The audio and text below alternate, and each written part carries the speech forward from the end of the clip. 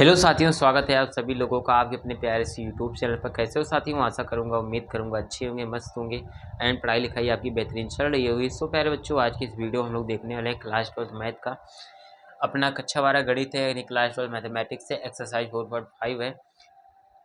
Chapter आपको पता ही है आपका है डिटर्मिनेंट्स, यानी कि हिंदी में बोलते हो सारणिक। ठीक, इसमें हमें करने क्या है, बेसिकली हमको जो प्यारे बच्चों इसमें डिटर्मिनेंट्स दे रखे हैं ना, उसमें हमें करने ये होंगे कि हमें उनको संगत और असंगत के रूप में हमें इसको वर्गीकरण यानी क्लासीफाई करना पड़ेगा। ठीक, ये चीज़ है, थोड़ा सा इन्हीं चीज़ों को हमको ध्यान रखना पड़ेगा। ठीक, मतलब इसके कहने का मतलब क्या है कि हमको समीकरण निकायों को संगत तथा असंगत के रूप में वर्गीकरण करना है, यानी क्लासीफाई करना है।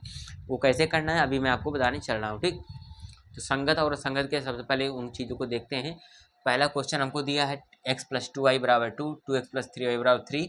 मेरे बच्चों ये हमें दो समीकरण दे रखा है। इससे आपको सबसे पहले क्या करना होगा, एक मेरे बच्चों आपके पास एक फार्मूला होता है ax = b होता है। ठीक ना, एक फार्मूला होता है। अगर यहाँ से x का मान निकालना हो तो हम लोग करते हैं a इनवर्स × b करते हैं। ठीक, मतलब a को इस साइड भेजेंगे तो इनवर्स के फॉर्म में हो जाता है। ठीक, तो ये जो एक फार्मूला होता है, यहाँ से पहले जो हमें क्या करना होता है, a का, b का और x का मान पता करना होता है। वो कैसे पता होता है, हम इसी समीकरण का यूज करके निकालते हैं।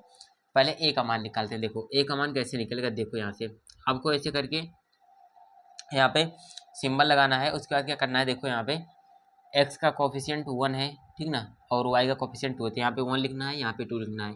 उसके बाद इस समीकरण का देखना है, यहाँ पे x का गुणांक 2 है, y का गुणांक 3 है, तो यहाँ पे 2 लिखना है, यहाँ पे 3 लिखना है। ठीक, उसके बाद ऐसे करके आपको ऐसे यहाँ पे बंद कर देना है। ठीक ना, तो ये पहले जो आपका a हो गया। उसके बाद क्या करना है, यहाँ पे आपको a का मान निकल गया। पता लगा कैसे निकलेगा, जो आपका पहले जो वेरिएबल होंगे, वेरिएबल के जो कोफिशिएंट्स होंगे उन्हीं को ऐसे लाइन बाई लाइन यानी कि रो में लिखते जाना है। ठीक, जैसे 2 ऑर्डर का है। ठीक, ये देखो यहाँ पे 2 × 2 ऑर्डर का है ना, मतलब 2 पंक्ति 2 स्तंभ है। देखो एक पंक्ति, दूसरी पंक्ति, एक स्तंभ, 2 स्तंभ, 2 स्तंभ, 2 पंक्तियाँ। ठीक, तो ये हो गया। अब x कैसे निकलेगा, पहले जो x निकालने के लिए हम लोग क्या करते हैं, देखो वेरिएबल कौन कौन से हैं आपके, एक वेरिएबल x है, एक वेरिएबल y है, तो आगे जो वेरिएबल होता है उसको ऊपर लिखते हैं और नीचे जो वेरिएबल होता है उसे नीचे लेते हैं, x y। तो पहले जो x का मान होता है।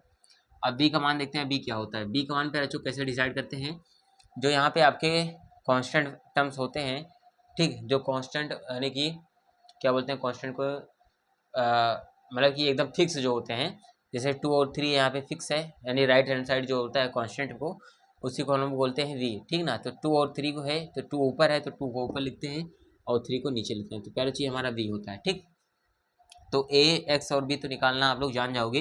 अगर 2 × 2 ऑर्डर का आपको मतलब इस टाइप से 2 इक्वेशन दिए हो तो निकाल सकते हो। ठीक, अगर तीसरा इक्वेशन दिया होता तो यहाँ पे नीचे एक आ जाता और यहाँ पे एक्स वाई जेड हो जाता मान लो।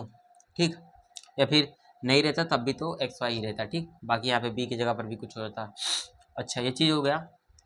अब आपको पहले जो इसी ए को उठाना है और हमें इसी को चेक करना है कि संगत होगा क्या संगत। देखो कैसे, आपको पहले जो इसका मॉड ए निकाल लेना है। ठीक ना, मॉड ए निकाल लो इसका। ठीक, कैसे निकलेगा आपको पता ही है कैसे किया था, 3 का 1 में गुणा करो 3 आया, फिर माइनस अपने पास से लगाते हैं, फिर 2 का 2 में गुणा किया तो 4 आया। ठीक, अब 3 में से 4 घटाओ तो पहले जो -1 आएगा, -1 आएगा ना, और -1 पहले जो नॉट इक्वल 0 होता है, मतलब -1 0 के बराबर थोड़ी ना होता है, नहीं होता ना, मतलब ये -1 क्या है, 0 के बराबर नहीं है, यानी 0 से कम है। ठीक, कम हो या ज़्यादा हो, मतलब कुल मिला के 0 के बराबर नहीं है, ये चीज़ आपको पता है। तो जब पहले ये 0 के बराबर नहीं होता, इस कंडीशन को हम लोग क्या कहते हैं, पहले जो संगत कहते हैं। क्या बोलते हैं, संगत है। मतलब पहले जो दिया गया समीकरण है ना, ये संगत है और उसके साथ साथ व्युत्क्रमणीय है। ठीक, व्युत्क्रमणीय। ठीक, ये पहले जो क्या है, व्युत्क्रमणीय। व्युत्क्रमणीय मतलब पहले जो ए इनवर्स, इसका हम लोग डिफाइन कर सकते हैं, ए इनवर्स। ठीक ना, तो ये हो गया पहले बच्चों, देखो पहले क्वेश्चन का सोल्यूशन। इसी तरीके से आपको पता करना है कि संगत है या असंगत। ठीक, तो पहला हो गया। तो एक क्वेश्चन से देख लीजिए, इसमें कोई दिक्कत डाउट हो तो आप मुझसे पूछ सकते हो।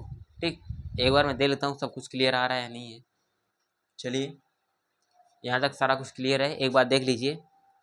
आई होप आप लोगों ने अच्छे से देख लिया होगा इसको। मैं इसको इरेज करता हूँ और हम लोग अपने नेक्स्ट क्वेश्चन पर जो मूव करते हैं। ठीक, देखो इसमें तो आप लोग सीख गए ए, एक्स और बी निकालना। अब नेक्स्ट क्वेश्चन में कुछ अलग आप सीखोगे। जैसे यहाँ पे संगत के लिए तो ईजी हो जाता है कि हाँ ठीक है, मतलब 0 के बराबर नहीं आया यानी कि संगत हो गया। अगर एग्जैक्ट 0 आ जाए तो क्या करते हैं, वो कंडीशन आपको थोड़ा सा यहाँ पे पहले सीखनी पड़ेगी। ठीक ना, एक क्वेश्चन है x + 3y = 5, इसका क्वेश्चन नंबर 3, ये मैं दूसरा छोड़ रहा हूँ आपके लिए। इसका क्वेश्चन नंबर 1 3 है। ठीक, क्या है, X plus 3y is equal to 5 और दूसरा है 2x प्लस का 6y इज इक्व टू 8 है पैरेचो। ठीक, इस प्रकार से दो आपके इक्वेशन दे रखे हैं। इसमें भी आपको सबसे पहले वही काम करना है, ए एक्स और वी को डिफाइन कर लेना है। तो ए का मान निकालो। देखो ए कैसे निकलेगा, आपको पता है कैसे निकलता है। एक्स का गुणांक यहाँ पे 1 है, वाई का 3 है, 1 3, एक्स का यहाँ पे 2 है, वाई का यहाँ पे 6 है। तो देखो ये पैरेचो ए का मान निकल गया।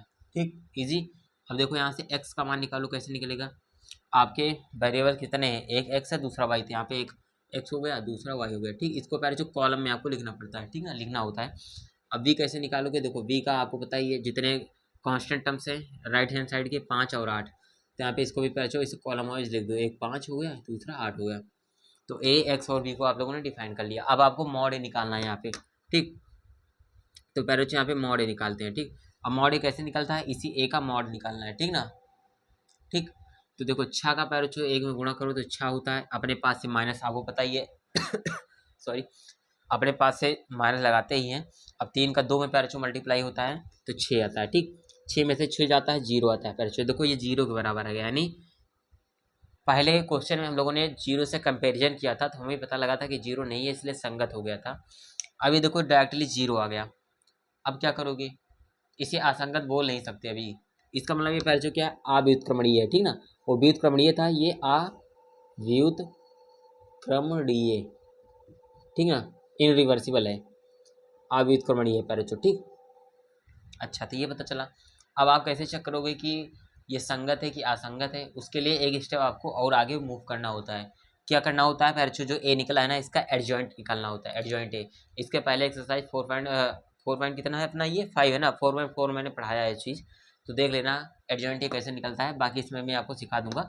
तो एडजॉइंट ए निकालते हैं। सबसे पहले पैरेचो देखो हम निकालेंगे ए डी जे ए। ठीक, तो जो पैरेचो ए डी जे ए आएगा उसमें बी से मल्टीप्लाई कर देंगे, ये जो भी दिख रहा है ना इससे गुणा करेंगे, जो आएगा अगर वो 0 आ जाता है तो क्या होगा, अव्युत्क्रमणीय होगा।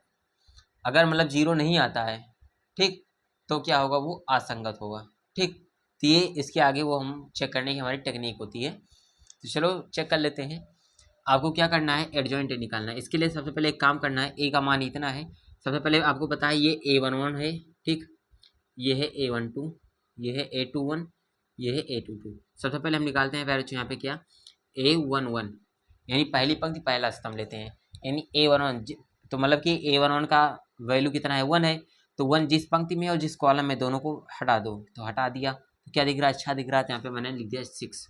ठीक, अब एक काम और होता है, 1 और 1 को जोड़ो, 2 आया। 2 क्या है, सम संख्या है, दो सम संख्या है। सम के लिए पैरेचो प्लस होता है तो प्लस लगा, विषम के लिए माइनस होता है। तो A11 हुआ, उसके बाद पैरेचो A12 निकालते हैं। A12 के लिए पहले यही देख लो, 1 और 2 को जोड़ो, 3 आया, 3 विषम है, विषम के लिए माइनस अपने पास से लगाते हैं, ये नियम है। अब देखो A12 का मतलब क्या हुआ, पैरेचो A12 का मान क्या है, 3। 3 जिस कॉलम में और जिस रो में, दोनों को हटाया मैंने, तो मुझको दिख रहा है 2 यहाँ पे, तो यहाँ पे मैंने लिखा -2। ठीक है, कोई दिक्कत नहीं होगा। अब A21 देखते हैं, यहाँ पे A21, और इसका मतलब क्या पैरेचो, दूसरी पंक्ति पहला स्तंभ। A21 का मतलब 2 और 1 को जोड़ो, 3, 3 विषम है, विषम के लिए माइनस अपने पास से लगाया। A21 का मान है 2, 2 जिस रो में है, जिस कॉलम में, दोनों को हटाया, तो यहाँ पे 3 दिख रहा है, तो यहाँ पे डायरेक्टली 3 हो गया। अब उसके बाद A22 रखते हैं, यानी दूसरी पंक्ति दूसरा स्तंभ, यानी 2 2 को जोड़ो पैरेचो 4, 4 सम है, सम के लिए प्लस। तो A22 को मतलब मान 6 है, 6 जिस रो में जिस कॉलम में, दोनों को हटाओ तो 1 दिख रहा है, तो यहाँ पे प्लस का 1। तो इस टाइप से पैरेचो ये इतना काम आपको कर लेना है। उसके बाद आपको निकालना है एडजॉइंट ए डी जे ए, ठीक ना। इसके लिए क्या होता है, सिंपल है, पैरेचो जो रो है ना उसको कॉलम बनाना होता है। ये देखो A11 A12 है, तो यहाँ पे आपको जो ये A11 A12 है, मतलब कि ये रो वाइज है, इसको कॉलम बना लेना है। कॉलम मतलब A11 यहाँ पे होगा, A12 यहाँ पे हो जाएगा। उसके बाद A21 यहाँ पे रहेगा, A21 को दूसरा कॉलम बनाएंगे, A21 यहाँ पे रहेगा, A22 यहाँ पे हो जाएगा। मतलब रो को पैरेचो कॉलम बनाना होता है। ठीक, तो देखो क्या हो जाएगा, देखो यहाँ से A11 का मान क्या है, 6 है, तो 6 लिखा। A21 का मान -2, A12 का मान -3, A22 का मान 1। तो पैरेचो एडजॉइंट ए निकला। ठीक, ये क्या निकला, एडजॉइंट ए निकला है। ठीक, अब हमें क्या करना है, एडजॉइंट ए इंटू बी करना है। ठीक, तो जो आएगा उसी से हम लोग डिसाइड करेंगे कि संगत है कि असंगत। ठीक, तो हमें करना है पैरेचो यहाँ से एडजॉइंट ए इंटू बी करना है, ठीक ना, ये करना है काम। चलो करते हैं। एडजॉइंट ए का मान है, इतना निकला है, क्या है 6। -3 -2 1। बी देखते हैं, वी क्या है, वी का मान है 5 एंड 8, 5 8। अब मल्टीप्लाई करते हैं, तो क्या होता है मल्टीप्लाई करने का तरीका आपको पता है कि पहली पंक्ति को उठाओ, पहले कॉलम में मल्टीप्लाई कर दो। तो मल्टीप्लाई करने पर क्या मिलेगा, देखो जितने कॉलम रहते हैं सब में मल्टीप्लाई, लाइक बेसिकली यहाँ पे एक ही कॉलम है तो एक ही कॉलम में मल्टीप्लाई करेंगे, उसके बाद दूसरी रो को उठाएंगे फिर पहले कॉलम में। तो 6 का 1 5 में कराओ 30 आया, फिर प्लस लगाते हैं, फिर -2 का 8 में कराए तो माइनस का 16 आएगा।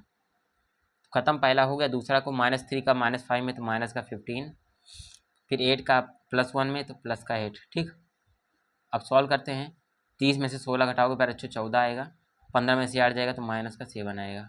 ठीक, ठीक ना, देखो ये आया एक, इसका पैरचो, ठीक ना, तो इतना तो आ गया। अब एक चीज़ और देखना जरा सा यहाँ पे, तो इतना आया। अब पैरचो ये देखो नॉट इक्वल 0 है, मतलब ये 0 के बराबर नहीं है बिल्कुल भी। ठीक, ये 0 के बराबर क्या है कि नहीं है, तो जब ये 0 के बराबर नहीं है इसका मतलब पैरचो कि ये असंगत है। ठीक, असंगत है, ठीक ना। तो ये पैरचो हो गया क्वेश्चन नंबर आपका 3 का सॉल्यूशन इस टाइप से। ठीक, तो पैरचो इस वीडियो में इतना ही रखते हैं, बाकी नेक्स्ट वीडियो में देखेंगे कि हमको आगे क्या करना है। चलो वीडियो पसंद आई है तो लाइक करना, पहली बार चैनल पर है सब्सक्राइब कर लेना, क्वेश्चन नहीं समझ में आए दोबारा देख लेना। बाकी चलो मिलते हैं नेक्स्ट वीडियो में, थैंक यू सो मच।